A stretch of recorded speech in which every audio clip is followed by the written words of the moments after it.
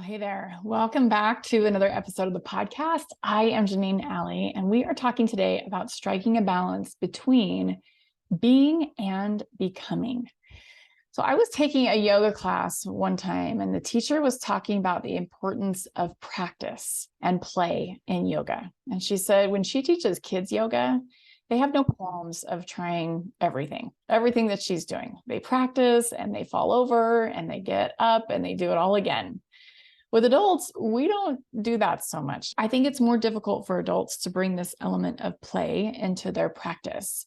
We don't usually practice something with the intention to play around. When we are focused and trying to get things right, it's all kind of serious, right? We're not messing around. This is serious business that we're working on. And what I loved was this teacher was really emphasizing the importance of being okay with our bodies and what our bodies are capable of doing, as well as finding a playful aspect to the practice to work on becoming more and to get better at yoga. So I have been thinking about this, and I periodically get questions from time to time from my coaching students. They'll ask me things like, well, how do I get motivated to change or become something different without being dissatisfied with my life right now? Another way that this question gets asked is if there is no rush, if there or reaching the goal isn't any better than here, why should I bother? In other words, if I can be content right here, what's the point of pushing myself to be more or to become more, to learn more or to even have more? And I'm not just talking about stuff or material things. I'm talking about having more compassion or having more patience or having more love or having more understanding. Another thing that's tricky in this balance of being and becoming is when we are trying to become more, when we're trying to go for a goal because we want to. We are often mean to ourselves when we don't get things done or we don't get things right or we don't do things perfectly. One of my mentors and dear friends told me a while ago that my to-do list was a strength and it was also a nemesis for me. And it wasn't necessarily my to-do list, but I knew exactly what she was talking about because of what the conversation was between us at the time. I can crank out a lot of content. I love to get things done. But if or when I didn't accomplish all that I set out to during the day, I was disappointed and I would make it mean all kinds of unkind and untrue things about me. I didn't feel like I was enough if I didn't reach my own dang goals, which is so interesting because we're the ones who set those goals. We're the ones who set the standards. And then we use those standards and those goals to flog ourselves when we don't get it right. Right? Why do we do that to ourselves? It's totally optional. And yet we do. We do this all the time. So what is the point? If there isn't any better than here, and we end up spending a lot of time hating on ourselves in the process, I think what happens sometimes is people are just like, well, then I'm not going for the goal. Because again, they're using that goal to beat themselves up. But that is totally optional. The point that I love to focus in on and what I have used to help myself stop talking to myself that way is to understand that the goal is really the progress. It's the progress that I am making and the changes that I'm making and the transformation that's happening as I reach those goals. The progress in and of itself is fun. And I think we are wired to progress. I've mentioned this many times on the podcast. I think as human beings, we are wired to progress.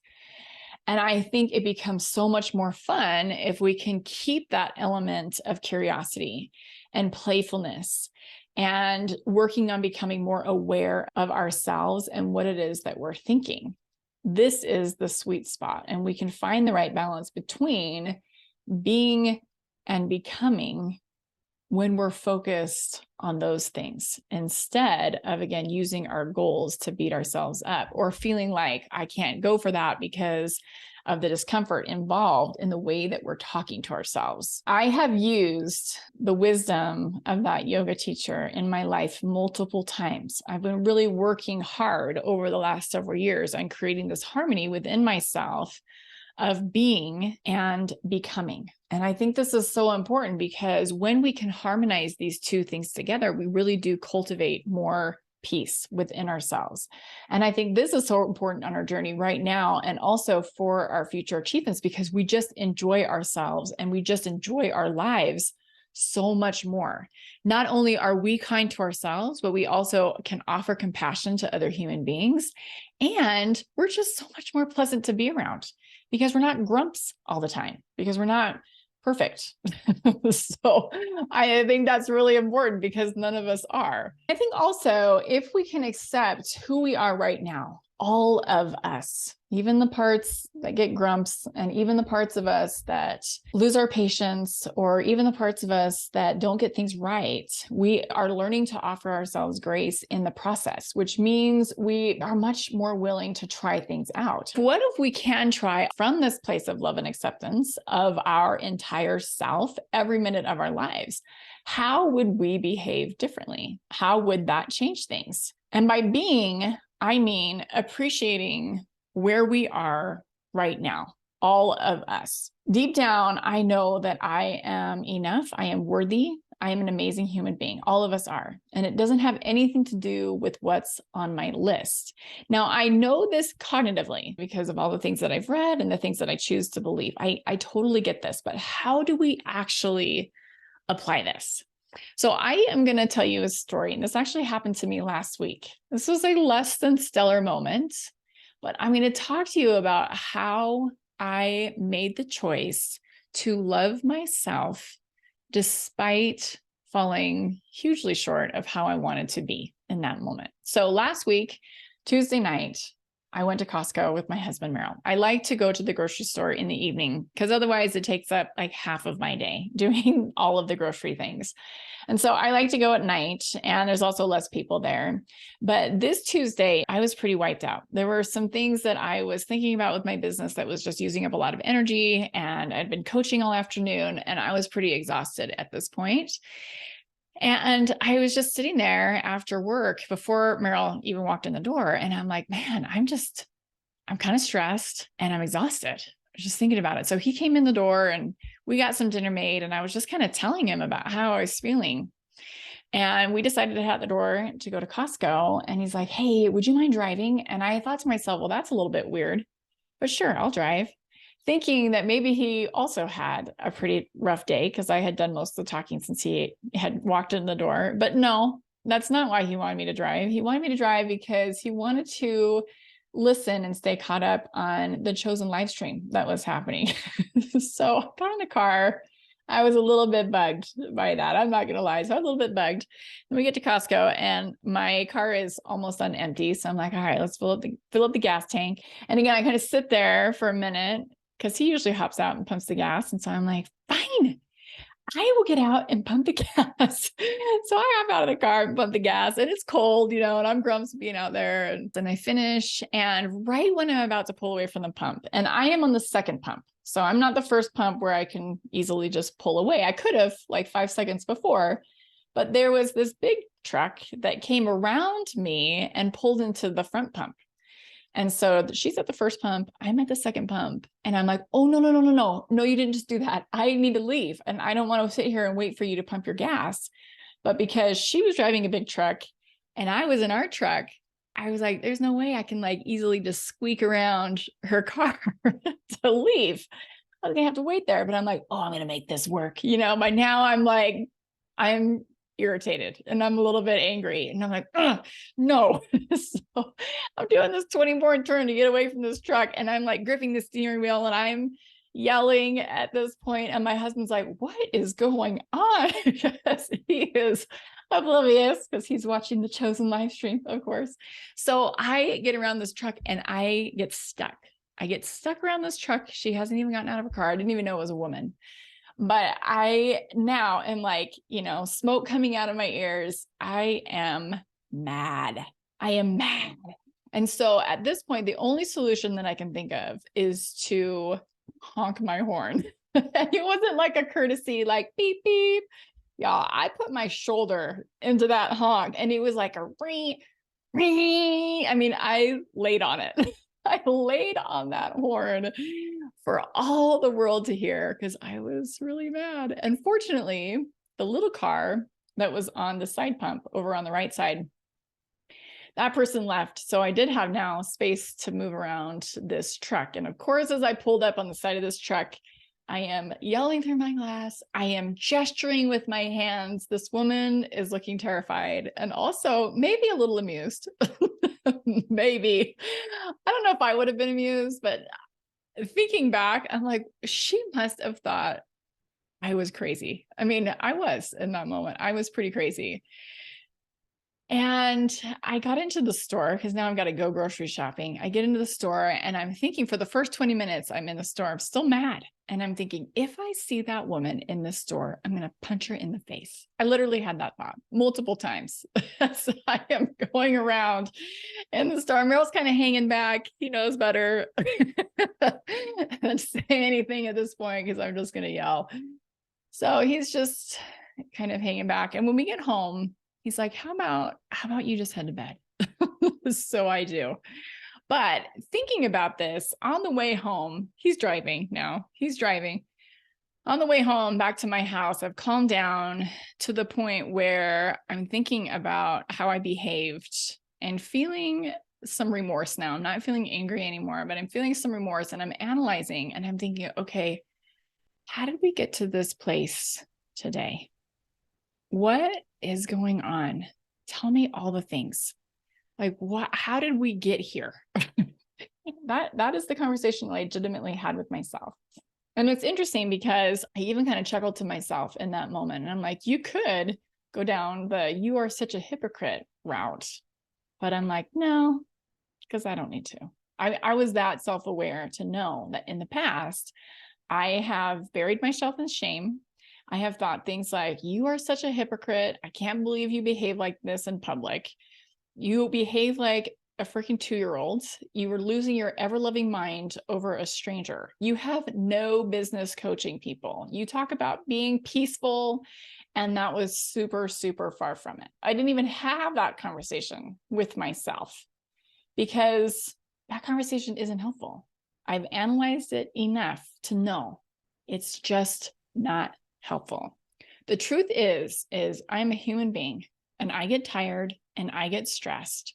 The other part of this is it happens far less than it used to. And I know this because I focus on my gains and how much progress I am making. I know how far I've come from where I used to be reactive all of the time. I'm not a robot. I know that there are things that happen in my life that create stress and overwhelm from time to time. And I knew in that moment what I needed to do was I did need to go to bed and I did need to focus on upping my self-care over the next few days. So this is how I am striking that balance from being to becoming. In that moment, I could see myself and understand like, yeah, that was far from my best moment. I totally did not mean to lose my mind on that woman. But the key question from that place is, okay, now what are we going to do? Now what are we going to do? It's not that I'm letting myself off the hook. I'm not saying to myself, well, you are a human, you had a human moment and it happens to everybody. So what? That's not what I'm saying. It's now what? Now what are we going to do? So with my spiritual practice, I knew there was some repentance that needed to happen. I needed to figure out a way that I could make restitution for that as far as I could go because I didn't know who she was. I also knew at that moment that, again, I needed to be kind to myself and ask myself, okay, what do you need? What do you need in this moment? Because this is one of the patterns that I see over and over again with other women. And this is one of the things that I used to do all the time. Sometimes our inability to really go for a dream or to focus on progressing and changing a characteristic about ourselves that we don't like for example, if you are used to yelling a lot, we often don't feel like we are enough or even worth the effort. I think we feel so bad about ourselves that we're just like, why should I even try? I keep doing this. The failures that we make or the mistakes that we make in our minds means that we're not enough. You're not good enough. You're not popular enough. You're not capable enough. You've tried this so many times. It's got to be you. That's what we often conclude. And that's where I was 10 years ago. But this is just not true. No matter what you do or haven't done, no matter who you are or aren't, no matter what, you are enough and you are worthy of every good thing. That's one thing that we could think. Or we could spend our time beating ourselves up for the mistakes that we make where we don't show up as our best selves. And we make it mean that we'll never get there. That's also not true. There is a messy middle. Being at Costco and losing my mind was definitely my messy middle. And I'm not talking about, like I said, letting myself off the hook and just telling myself it's okay, because it's not okay for me to behave like that. But I don't need to spend time beating myself up. I'm not okay with letting myself off the hook and making excuses or justifications for my behavior. I used to tell myself, sometimes even other people, well, if someone doesn't like me, then that's their problem. As if that gave me permission to just do whatever I wanted and other people could just manage their mind around that. That's not showing up as our best selves. If we mess up, we need to do everything that we possibly can to make restitution and make repairs for our behavior 100%. And that's part of asking, okay, now what are we going to do? What do you need? What happened? How can we grow from here? Like I said, ask forgiveness if you need to. Make things right and then move forward. I think asking for forgiveness is moving forward. I think that's taking responsibility for your actions and moving forward. Reaching our goals for the sake of reaching a goal doesn't matter so much. It doesn't matter so much in the grand scheme of things if we lose weight. It doesn't matter whether or not we start a business or are successful with that business. These results in and of themselves are neutral. They don't make you more. What does matter in the process of reaching a goal is who we are becoming in the process, especially if we are making conscious choices about what we believe about ourselves, what we are capable of. In order to do that, we have to learn how to stay objective. That's the being part. We have to look at our humanness and not make it mean that we're beyond hope, or that our dreams don't matter, or that we're too far gone, or that we'll never get there. It's seeing who we are now and loving ourselves despite our imperfections. And sometimes that's tough love, my friends. Sometimes that's tough love with ourselves.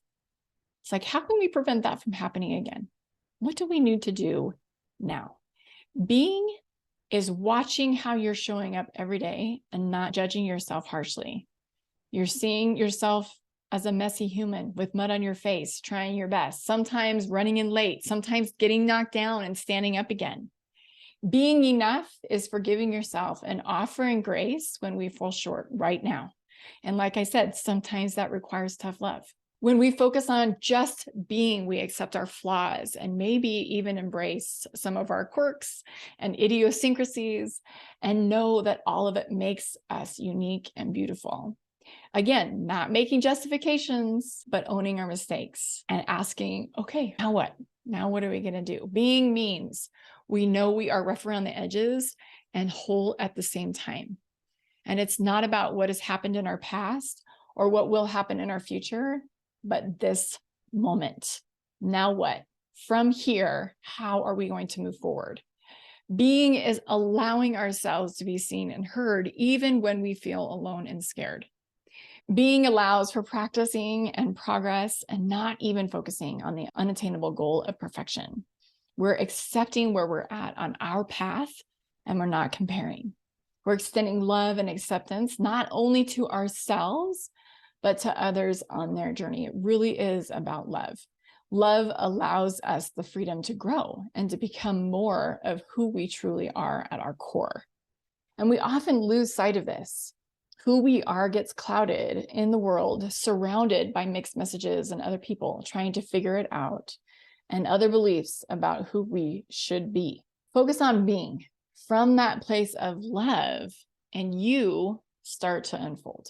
You start to emerge and grow. You develop more presence of mind, and you can be present in the moment and enjoy this moment, this day, this gift that you have been given. You understand that you are not your thoughts.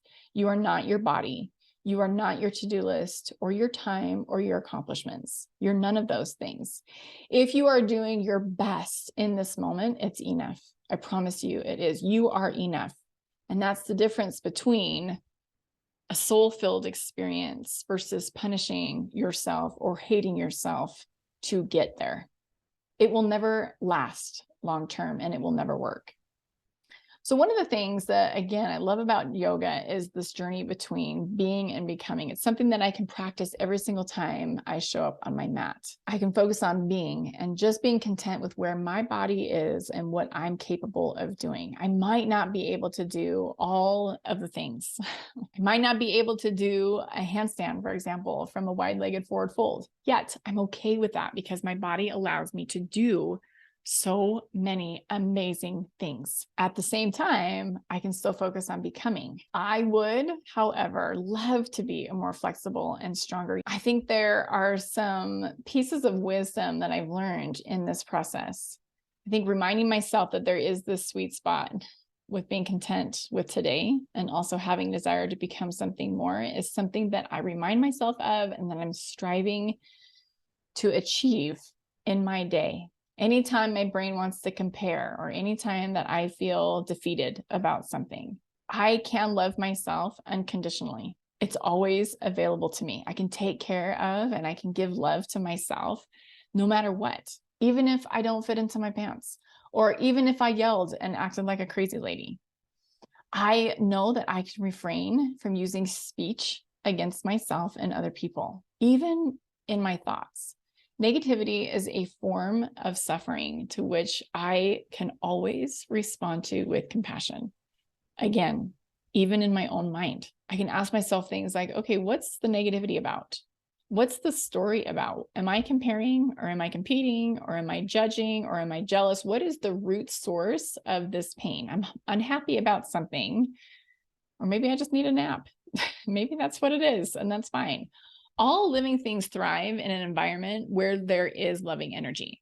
I mean, we see this in experiments with plants even, and that energy can be felt whether it is said out loud or even just thought.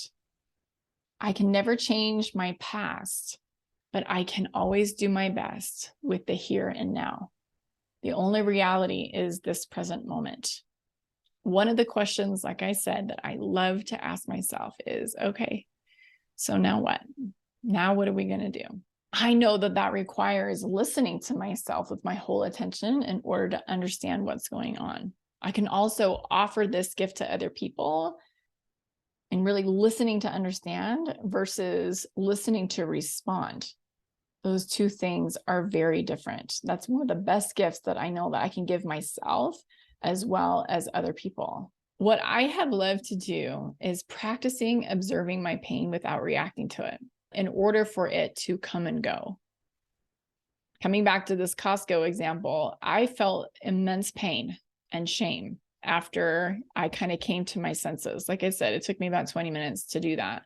But when I realized how I had behaved, and I was thinking about that behavior from my highest self, not from my primitive brain had to settle the heck down. But when I could think about that from my highest self, and I was able to observe my pain, then I was able to hold space for myself to feel all the things that were coming up. It's like, yeah, it wasn't your best moment, Janeen. It's far from your best moment. And I can always connect to myself and the present moment by focusing in on my breath and just being like, okay, whew, sometimes we need a couple breaths. I regularly remind myself of all the good things in my life. And again, how far I've come, all the gains that I've made. All of those things are the cherry on top, the things that I can be grateful, but I don't use gratitude to placate the way that I feel right now. If I'm tired, I don't tell myself I should be grateful for the work I do. I don't do that. I'm just tired. I'm a human. Humans get tired, and I can allow space for myself to be both tired and grateful if I want to be. All right, my friends, I hope that this episode was helpful to you today. If it made a difference to you in your life, I would love it if you shared it with a friend or somebody that you know who you feel like would benefit from the podcast. One last thing I want to tell you about is a masterclass that I'm doing live. This is coming up in the month of March. In fact, I'm doing a few of them. But if you want to know the latest workshop that I'm putting together, go to workshop.janeenalley.com. It's going to be on my website. It's going to be in all the places so that you can get registered for that workshop and come join me live for that event. It's going to be amazing. There will be time to interact and ask me questions and all of the good things. So I hope that you can make it. If you're interested, the workshop is called The 5 Productivity Mistakes Busy Moms Can't Afford to Make, especially if they're feeling burned out and behind. So I hope that you are able to join me live for that workshop. It's going to be amazing. Like I said, I'm really looking forward to being there with you and spending that time with you so that we can kind of go deep on some of the things that we talk about on the podcast. All right, my friends, I hope you have a wonderful rest of your week. We'll catch you guys soon. Take care. Bye.